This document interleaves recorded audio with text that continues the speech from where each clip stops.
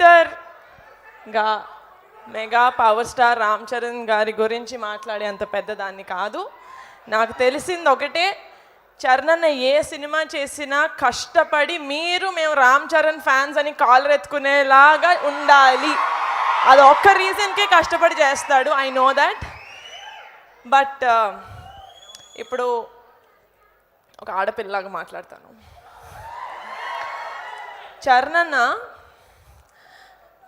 తన వైఫ్ని utmost respect తోటి, అట్మోస్ట్ లవ్ తోటి చూస్తాడు. తన అక్కల్ని చెల్లెల్లాగా చూసుకుంటాడు, చెల్లెల్ని కూతురులాగా చూసుకుంటాడు, కూతుర్ని అమ్మలాగా చూసుకుంటాడు, అమ్మని దేవతలాగా చూసుకుంటాడు. Mega power star Ram Charan గారి ఫ్యాన్స్ లాగా ఇక్కడ నాకు 90% అబ్బాయిలు కనిపిస్తున్నారు. కాబట్టి చరణ్ నుంచి మీరు ఏదైనా తీసుకోవాలి అంటే ఆడపిల్లని అమ్మవారిలాగా ట్రీట్ చేయండి. అండ్ ఒక ఆడపిల్ల పక్కన mega power star Ram Charan గారి ఫ్యాన్స్ ఉన్నారు అంటే ధైర్యంగా ఉండాలి. ఒక ఆడపిల్ల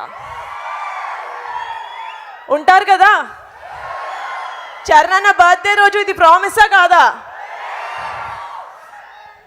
ఐ రియలీ హోప్ చరణ్ హెల్దీగా, హ్యాపీగా, లైఫ్ లాంగ్ ఉండాలని మనస్ఫూర్తిగా కోరుకుంటున్నాను. Thank you so much. I love you so much Charan. వీళ్ళందరికన్నా ఒక మెట్టు ఎక్కువ నాకు నువ్వు అంటే ఇష్టం.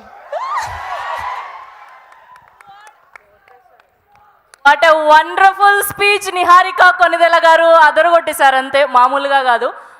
సో ఇప్పుడు స్వీటెస్ట్ ప్రొడ్యూసర్